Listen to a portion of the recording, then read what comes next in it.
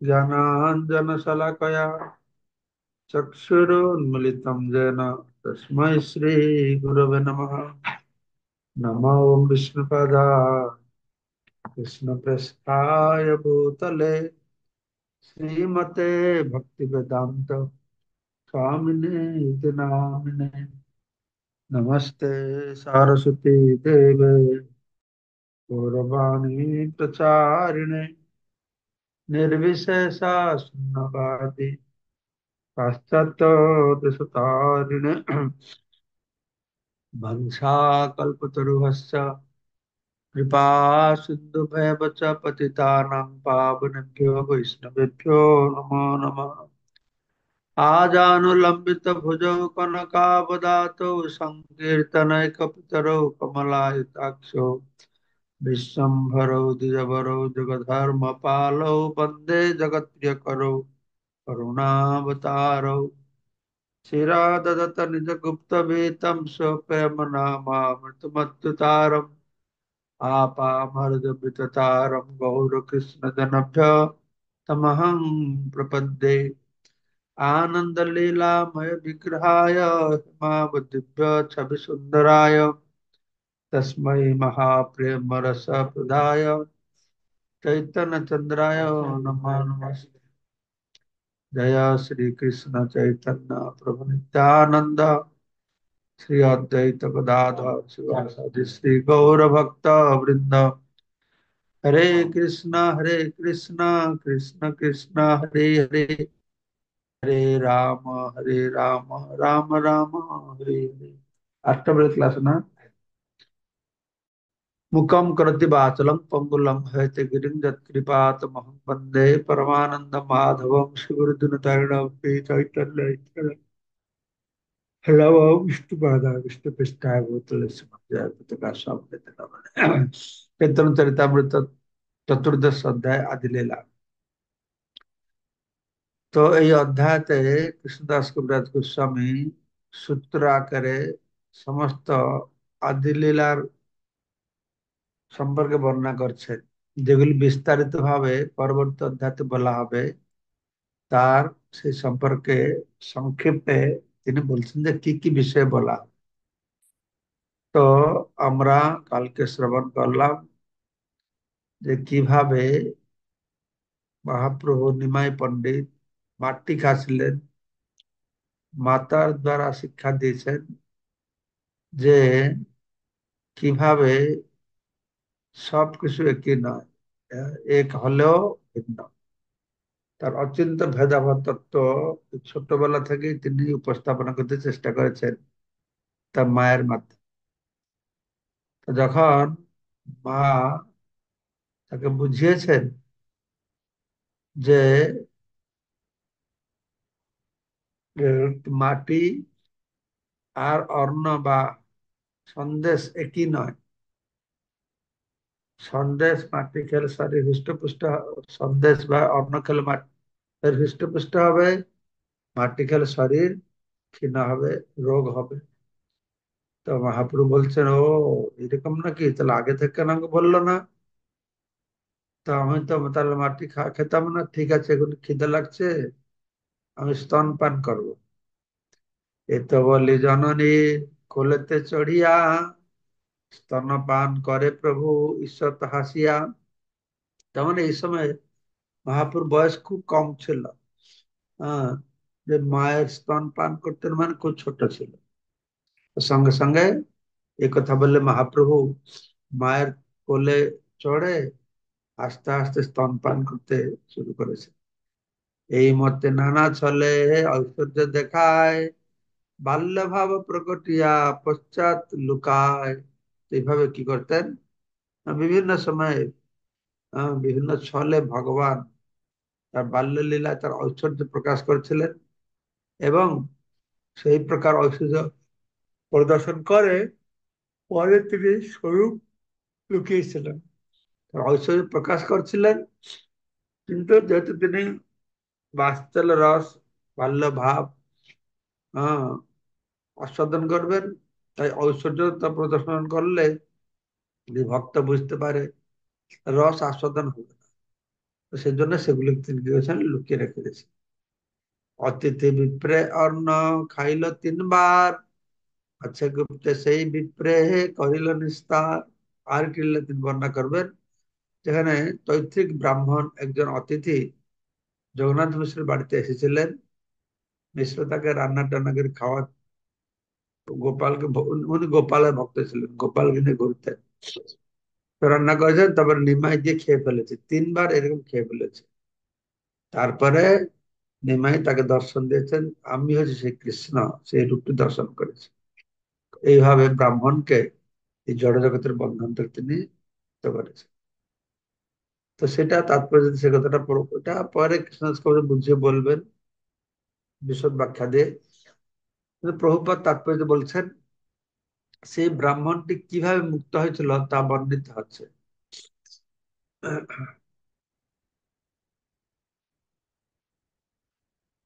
এক ব্রাহ্মণ যিনি তীর্থে তীর্থে ভ্রমণ করে বেড়াচ্ছিলেন, তিনি এক সময় নবদ্বীপে জগন্নাথ মিশ্রের অতিথি হন। জগন্নাথ মিশ্র তাকে রন্ধন করার সমস্ত সামগ্রী দেন। ব্রাহ্মণ তখন রন্ধন করেন। সেই ব্রাহ্মণ তো এর হাতের অন্ন, কারণ কিছু কিছু ব্রাহ্মণরা ছিলেন তারা সোপাকে ভোজন করেন। কিছু সাধু আছে নিজের হাতে রান্না করে খাবে, নিজের হাতে রান্না করে ভগবানকে নিবেদন করে খাবে, অন্যের হাতে খাবে না। তো ইনি মনে হয় সেরকম ব্রাহ্মণ ছিলেন।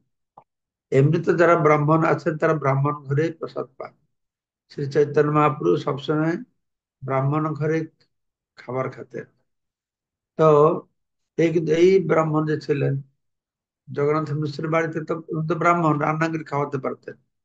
আমার মনে হয় ইনি সোপাক ভোজন করেন, তাই সমস্ত কিছু উপাদানগুলি দেওয়া হয়েছে, চাল ডাল সবজি যাই কিছু আছে। তো উনি কি করেছেন, সেগুলো রন্ধন করবেন। সেই ব্রাহ্মণ যখন ধ্যানে বিষ্ণুকে ভোগ নিবেদন করেন, রান্না টান্না করে ভগবান বিষ্ণুকে ভোগ নিবেদন করছিলেন, তো শিশু নিমাই সেখানে আসে ভোগ খেতে শুরু করে দিয়েছে। তো চোখ বন্ধ করে ভগবান ধ্যান করছে, নিবেদন করছে, আর নিমাই এসে খেয়ে ফেলেছে। চোখ খুলে দেখছে নিমাই খাচ্ছে। তার ফলে ব্রাহ্মণ মনে করেন যে এই নৈবেদ্য নষ্ট হয়ে গেছে, একটা বাচ্চা আসে খেয়ে ফেললো। তাই জগন্নাথ মিশ্রের অনুরোধে তিনি দ্বিতীয়বার রান্না করেছেন। তিনি যখন ধ্যানে সেই ভোগ নিবেদন করছিলেন, শিশু নিমাই সেখানে এসে আবার সে অন্ন খেয়ে ফেলেছে। তো দ্বিতীয়বার জগন্নাথ মিশ্র শিশুকে আড়াল করে রেখেছেন, তা সত্ত্বেও তিনি আবার এসে খেয়ে ফেলেছেন। তা আবার সে নষ্ট হয়ে গেছে। তো তার ফলে পুনরায় তিনি সেই নৈবেদ্য নষ্ট করে দেন।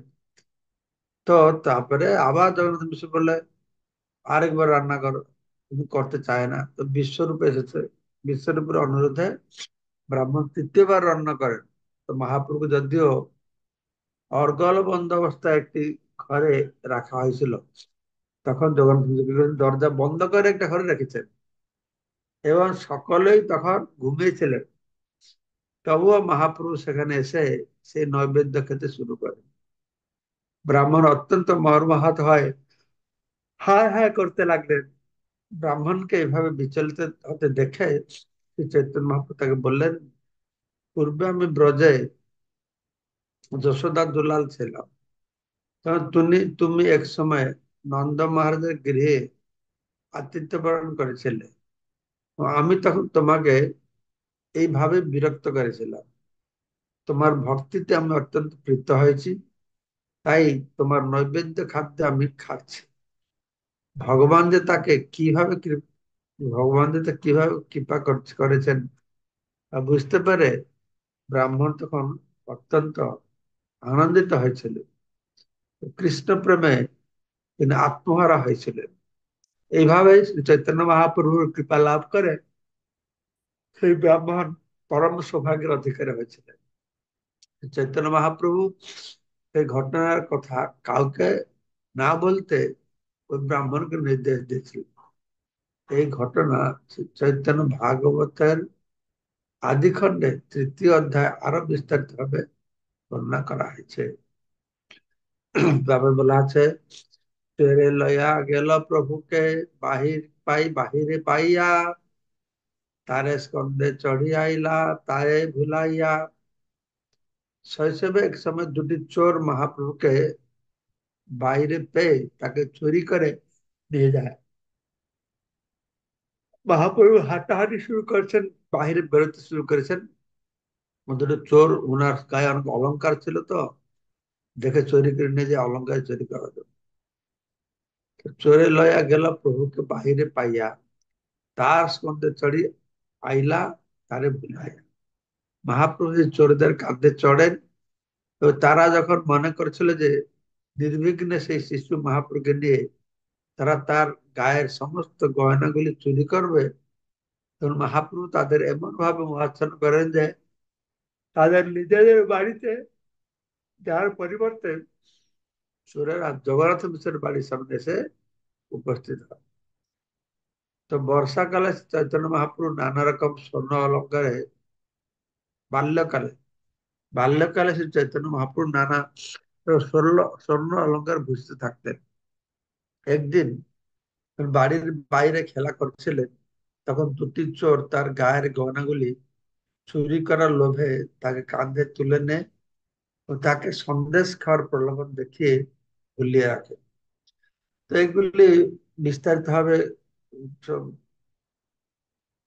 চৈতন্য ভাগবতে লেখা আছে বলে বলা আছে, সেখান থেকে সংক্ষেপে লিখেছিলেন। চোর দুটি মনে করেছিল যে তারা শিশুটিকে বনের মধ্যে নিয়ে গিয়ে তাকে মেরে ফেলবে এবং তার গায়ের গয়নাগুলি নিয়ে নেবে। কিন্তু ভগবান তার মায়ার প্রভাবে চোর দুটিকে এমন ভাবে মোহাচ্ছন্ন করে ফেলেন যে তারা তাকে বনে নিয়ে যাওয়ার পরিবর্তে তার বাড়ির সামনে এসে উপস্থিত হয়। এবং তারা তার বাড়ির সামনে আসে, তারা অত্যন্ত ভয় পেয়ে যায়। কারণ জগন্নাথ মিশ্রের বাড়ির সকলে প্রতিবেশীরা তখন শিশু নিমাইকে খুঁজছিলেন। চোর দুটি ভাবলো যে এখন সেখানে থাকা বিপজ্জনক, তাই তাদের সম্মুখে শিশুটিকে রেখে তারা পালিয়ে যায়।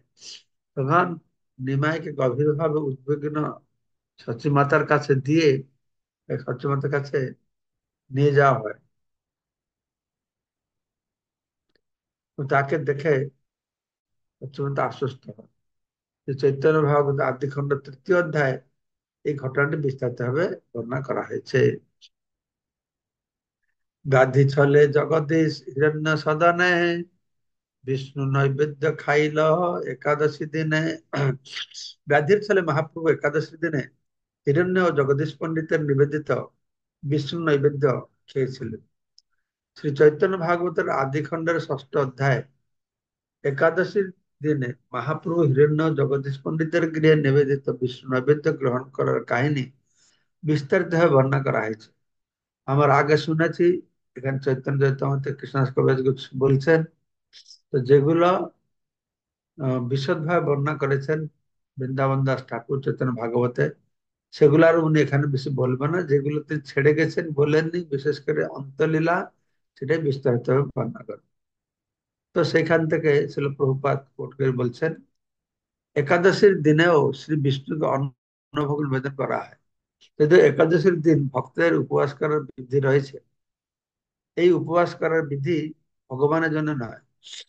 এক সময় একাদশীর দিন জগদীশ ও হিরণ্য পণ্ডিতের বাড়িতে শ্রী বিষ্ণুকে নিবেদন করার জন্য বিশেষভাবে ভোগ রান্না করা হয়েছিল এবং শ্রী চৈতন্য মহাপ্রভু সেই নৈবেদ্য খাবার আশায় তার পিতাকে হিরণ্য জগদীশ বাড়িতে পাঠান। জগদীশ ও হিরণ্য পণ্ডিত বাড়ি জগন্নাথের বাড়ি থেকে প্রায় ২ মাইল দূরে ছিল। তাই শ্রী চৈতন্য মহাপ্রভু অনুরোধ অনুসারে জগন্নাথ মিশ্র যখন প্রসাদ নেওয়ার জন্য তাদের বাড়িতে এলেন, তো তারা অত্যন্ত আশ্চর্যান্বিত হয়েছিলেন। শ্রী বিষ্ণুর জন্য বিশেষ নৈবেদ্য প্রস্তুত হচ্ছে, এই কথা শিশু নিমাই কিভাবে জানলেন?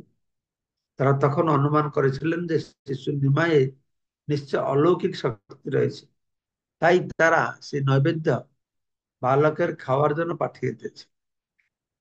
শরীরের পীড়া হচ্ছে, বিষ্ণু নৈবেদ্য খেলে সে পীড়া পীড়া আরোগ্য হবে, এই ছলে করে মহাপ্রভু নৈবেদ্য আনিয়েছিলেন।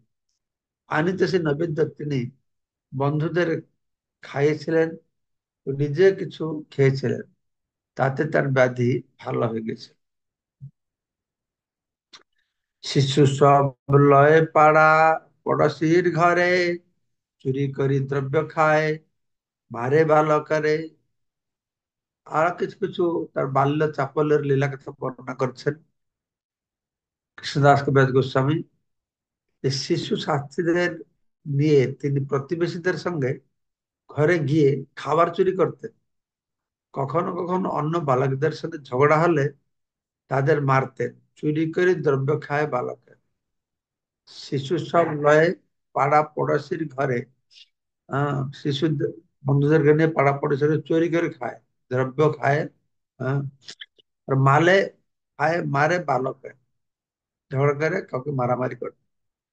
শিশু সব সচি স্থানে কইল নিবেদন, সচি শুনি সচি পুত্রে কিছু দিলা ওলাহান।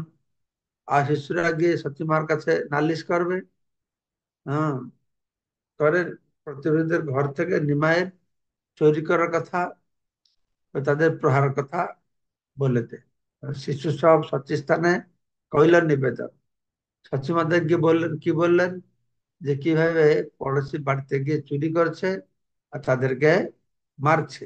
হ্যাঁ, তখন তার সচিমাতা তার পুত্রকে তিরস্কার করেন। তিলা উল্লাহ, তিরস্কার। কেনে চুরি কর, কেনে মারিহ শিশুরে, কেনে পর ঘরে যাহ, কিভা নাই ঘরে। সচিমাতা তাকে বলতেন যে তুমি কেন অন্যের জিনিস চুরি করো, কেন চুরি করো, কেন মারিও শিশু, তুমি কেন অন্য বালকের মারো আমাদের, কেন তুমি কেন অন্যের বাড়িতে যাও, কেন পর ঘরে যাও, তোমার নিজের ঘরে কি কিসের অভাব আছে, ঘরে কি নেই, তুমি পরের বাড়িতে আছো। তাৎপর্য, বেদান্ত সূত্র অনুসারে জন্মাদেশ যত, কিন্তু সৃষ্টি স্থিতি প্রলয় সবই পরমেশ্বর ভগবানের মধ্যে বিরাজ করে। তাই এই জড়জগতে আমরা যা কিছু দেখতে পাই তা সবই চিৎ জগতে রয়েছে। শ্রী চৈতন্য মহাপ্রভু হচ্ছেন পরমেশ্বর ভগবান শ্রীকৃষ্ণ স্বয়ং। তাহলে তিনি কেন চুরি করছেন, বালকদের সঙ্গে মারামারি করছেন? তার এই চুরি চোরের চুরি করার মতো নয়, অথবা তার এই মারামারি শত্রুতা প্রসূত নয়, তা প্রীতিপূর্ণ বন্ধু ভাবাপন্ন। তিনি চুরি করছেন একটি শিশুর মতো। তার এই চুরি অভাববশত নয়, তার স্বাভাবিক প্রবণতা প্রসূত। এই জড়জগতে কোন কোন শিশু শত্রুতা বা অসৎ বাসনার বশবর্তী না হয়েও প্রতিবেশীদের ঘরে গিয়ে চুরি করে এবং কখনো কখনো তারা যুদ্ধ করে। কৃষ্ণ তার শৈশবে অন্য শিশুদের মতো এইরকম আচরণ করেছিলেন। চিৎ জগতে চুরি করার প্রবণতা অথবা লড়াই করার প্রবণতা না থাকলে এই জড়জগতে তা প্রকাশ হতে পারত না। জড়জগৎ ও চিৎ জগতের মধ্যে পার্থক্য হচ্ছে যে চিৎ জগতে বন্ধুত্ব প্রীতি সহকারে তৈরি করা হয়, লড়াই করা হয়, কিন্তু এই জগতে শত্রুতা ও মাশ্চর্যতার ফলে চুরি ও লড়াই হয়। তাই আমাদের বুঝতে হবে যে চিৎ জগতেও এই সমস্ত কার্যকলাপ রয়েছে, কিন্তু সেখানে কোন রকম বিরূপ ভাব নেই। কিন্তু এই জড়জগতে সমস্ত কার্যকলাপ দুর্দশাপূর্ণ। তো ভগবত গীতায় 15 অধ্যায়ে ভগবান বর্ণনা করেছেন যে কিভাবে এই জড়জগৎ হচ্ছে চিৎ জগতের একটা বিকৃত প্রতিফলন। অর্থাৎ এই জড়জগতে যা কিছু আছে চিৎ জগৎ সেটা না থাকলে সেগুলো তো আছে। প্রভুপাদ বলছেন চিৎ জগতে যা কিছু করা হয় প্রেম ভালোবাসা নিয়ে করা হয়, কারণ চিৎ জগতে যা কিছু হয় এগুলো ভগবানের কেন্দ্র থেকে করা হয়। ভৌতিক জগতে যা কিছু করা হয় ভগবানকে বাদ দিয়ে করা হয়। তো এখানে সেটা কি হয় না, হিংসা দ্বেষ আশ্চর্যতা এই ভাব নিয়ে চুরি লড়াই হয়। তো এই জগতে যদি কেউ চুরি করে, এটাকে বদমাশি করে, তাকে পুলিশ নিয়ে জেলে পুরাই দেয়। তো চিৎ জগতে ভগবান সেটা করেন, এটা শুদ্ধ পবিত্র। এই জন্য সেই লীলা শ্রবণ করে মানুষ এই সংসার কারাগার আর জেলখানা থেকে আহ, মুক্তি পেয়ে যায়। তো ভগবান ভগবত ধামে যেটা হচ্ছে, এই জড়জগতে তার প্রতিফলন তো বিকৃত প্রতিফলন। ভগবত ধামে যা যেটা হচ্ছে তার সেই স্বরূপ, তার স্বরূপে অবস্থায় হচ্ছে। এখানে এটা তার বিরূপ অবস্থায় হচ্ছে। শুনি ক্রুদ্ধ হইয়া প্রভু ঘর ভিতর যায়া, ঘরে যত ভাঁড় ছিল ফেলিল ভাঙ্গিয়া। তো নিমাই কি করেছেন, এই মা ভর্ৎসনা করেছে, তিরস্কার করেছে, রেগে গিয়ে বাড়ির ভিতরে যত ভাঁড় ছিল ভাঙা শুরু করে দিয়েছে। তবে শচী কোলে করি করাইল সন্তোষ, লজ্জিত হইলা প্রভু জানি নিজ দোষ। সচী মাতা কি করবেন, কোলে নিয়ে কি করছেন, নিমাকে কোলে তুলে নিয়ে শান্ত করছেন। মহাপ্রভু নিজের ভুল বুঝতে পেরে অত্যন্ত লজ্জিত হয়েছে। শ্রী চৈতন্য মহাপ্রভুর বালক সুলভ চপলতার কথা শ্রী চৈতন্য ভাগবতের আদি খণ্ডের তৃতীয় অধ্যায়ে সুন্দরভাবে বর্ণনা করা হয়েছে। সেখানে বলা হয়েছে যে শিশু নিমাই পাড়া পড়োশীদের ঘর থেকে নানা রকম খাদ্যদ্রব্য চুরি করতেন।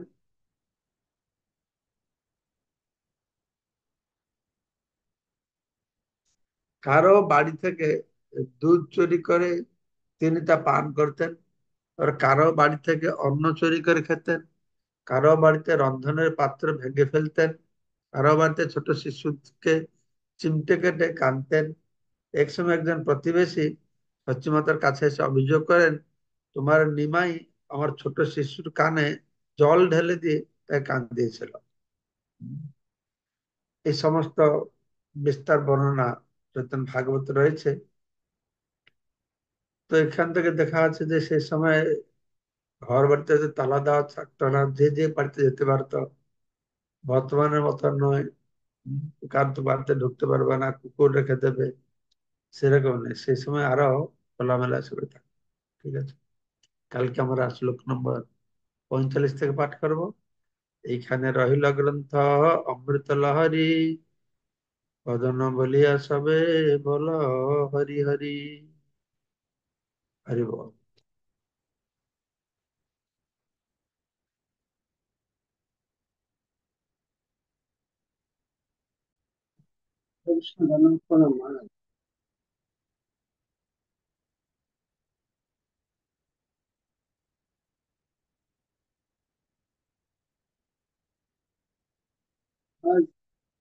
মিউট হয়ে গেছে।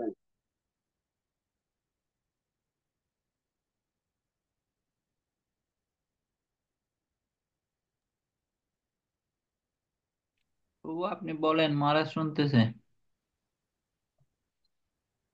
আমরা এই যে 42 নম্বর শ্লোকের তাৎপর্য বলা হচ্ছে, বেদান্ত সূত্র অনুসারে জন্মাদর্শগত, যেহেতু সৃষ্টি স্থিতি ও প্রলয় সবই পরমেশ্বর ভগবানের মধ্যে বিরাজ করে, তাই এই জড়জগতে আমরা যা কিছু দেখতে পাই তা সবই চিৎ জগতে রয়েছে।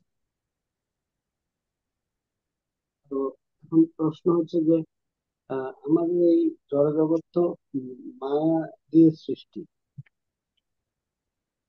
চিৎ জগৎ তো, জগতে এটা কিভাবে থাকবে, বুঝলাম না।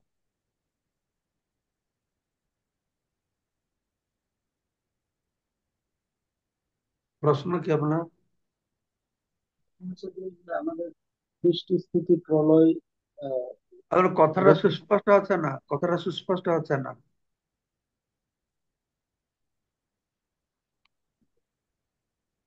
হরি বল। হরি বল। মহারাজ, হ্যাঁ, বলছি এই জগতে সৃষ্টি স্থিতি প্রলয়, এই জড় জগতে আমরা যা এটা কিছু শুনতে দেখতে পেরেছি, পাই, প্রশ্নটা কি বলুন, এটা শুনতে পেরেছি, প্রশ্নটা কি বলুন। আসলে হচ্ছে যে জড় জগৎ তো আসলে, এই জগৎটা তো মায়া দিয়ে সৃষ্টি বা মায়ার জগৎ, তাহলে চিৎ জগতেও এটা কিভাবে থাকবে? চিন্ময় চিৎ জগত, চিৎ। জড় জগত মায়া থেকে সৃষ্টি হয়েছে, চিৎ জগত মায়া থেকে সৃষ্টি হয়েছে। চিৎ জগত মায়া, জড় জগত মায়া। চিৎ জগতে যে যোগ মায়া, জড় জগতের হচ্ছে মহামায়া। চিৎ জগতের যোগ মায়া। হ্যাঁ, আর তার বিকৃত প্রতিফলন হচ্ছে মহামায়া। সবটাই মায়া থেকে, মায়া মানে ভগবানের শক্তিকে মায়া বলা হয়। তো শক্তি দুই প্রকারের, শক্তি একই, একটাই শক্তি দুই ভাবে কাজ করে। যেমন ইলেকট্রিসিটি একটাই শক্তি, কখন গরম দেয় কখন ঠান্ডা দেয়। সেরকম একটাই শক্তি যোগমায়া ভাবে চিন্ময় জগতে কাজ করে, মহামায়া রূপে জড় জগতে কাজ করে।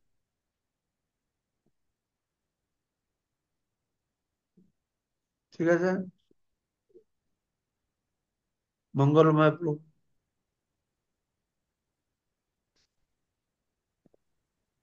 হরে কৃষ্ণ মহারাজ, দণ্ডবত প্রণাম। মহারাজ, বিদ্যুৎ প্রভু এইরকম প্রশ্নটা করতে চেয়েছেন, বলছিলেন বলে আমার মনে হলো যে এই ভৌতিক জগৎটা সেই চিৎ জগতের প্রতিফলন।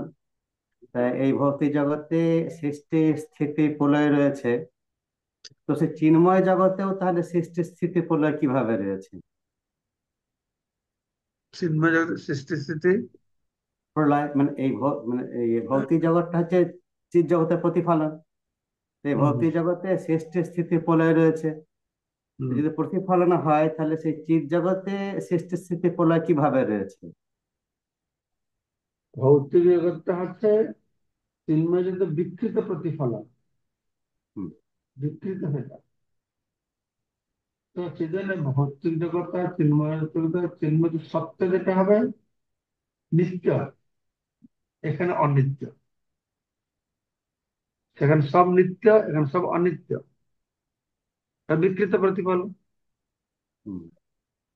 লীলাটার কথা বলা হচ্ছে, সেখানে যা লীলা আছে তার যেরকম, এটা গাছে প্রতিফলন আছে পুকুরের উপরে। ঠিক আছে, হুম। মানে গাছের মধ্যে যা ফুল ফল পাতা আছে সব প্রতিফলিত আছে, ঠিক না? হ্যাঁ মা। হ্যাঁ, কিন্তু গাছের যেটা পুরো উপরে আছে, প্রতিফলনে কোথায় থাকবে? পুরো নিচে থাকবে না। হুম। হুম। এক্স্যাক্টলি, যা উপরে আছে তার নিচে আছে, কিন্তু উল্টো আছে। সেই রকম সেখানে যা নিত্য, এখানে এটা অনিত্য, এটা উল্টো। সেখানে লীলাগুলো নিত্য হয়, এখানে কার্যকলাপ গুলো জগৎ সব অনিত্য। সেখানে কালের প্রভাব নেই, এখানে কালের প্রভাব আছে। আর সেখানে কালের প্রভাব আছে, কিন্তু অন্য রকমের কালের প্রভাব আছে। ঠিক আছে। মহারাজ, আর মহারাজ আবার আরেকটা বলা আছে বলরামের ইচ্ছায় সেখানে সৃষ্টিও হয়। সেটা আমরা কনফিউজ করতে চাইছি না, এটা কি বুঝুন, যেখানে যে বলা হলো বিকৃত প্রতিফলন সেদিন বলা আছে। তারপরে প্রশ্ন করুন, হরি বল মহারাজ মাতাজি। আর একটা জিজ্ঞাসা মহারাজ, মহারাজ মাৎসর্য কোনটা মহারাজ? মাশ্চর্য পরশ্রীকাতর। হচ্ছে পরের ভালো দেখে যে সহ্য করতে না পারা। পরশ্রীকাতরতা। আর মহারাজ আহ, মদ মদ কোনটা মহারাজ? মদ জন্ম ঐশ্বর্য সুত শ্রী এদমান মদপুমান। মদ জন্ম ঐশ্বর্য সৌন্দর্য আর বুদ্ধি, এটা নিয়ে যে অহংকার করে আমরা তো আছে, এটা হলো মদ।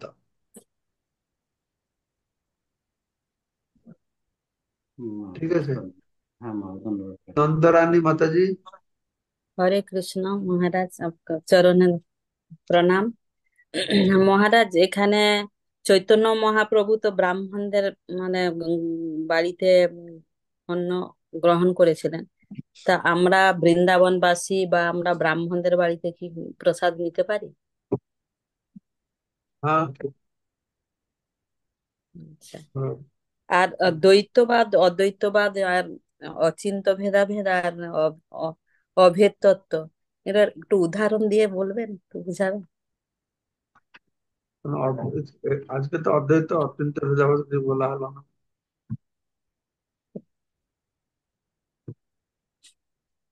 অদ্বৈত হচ্ছে যে জীব আর ভগবান এক, এই যে অদ্বৈতবাদ। ঠিক আছে। অচিন্ত ভেদাভেদ হচ্ছে জীব ভগবানের মধ্যে ভেদ আছে আর অভেদ আছে। ভেদ আছে কিভাবে? না পরিমাণগত ভেদ আছে, গুণগত অভেদ আছে। যেই রকম এক বিন্দু জল আর সমুদ্রের জল, সমুদ্রের জলের মধ্যে যে গুণ আছে, নুনতা লাগে, হাইড্রোজেন অক্সিজেন দিয়ে তৈরি হয়েছে। এক বিন্দু জলের মধ্যে সেটা কম, নুনতা লাগে, হাইড্রোজেন অক্সিজেন দিয়ে তৈরি হয়েছে। তো সহজ মধ্যে জল হচ্ছে অসীম, এক বিন্দু জল আছে সসীম। ঠিক আছে, ঠিক আছে, তাহলে সবাইকে অশেষ ধন্যবাদ। বাঞ্ছা কল্পতরুভ্যশ্চ কৃপা সিন্ধুভ্যেব সিন্ধুভ্যয়বচ পতিতানাং পাবনেভ্যো বৈষ্ণবেভ্যো নমঃ। कृपा सिंधु वैष्णव नमः। हरि बोल महाराज प्रणाम। हरे कृष्ण कल्पतरुभ्यश्च कृपा सिन्धु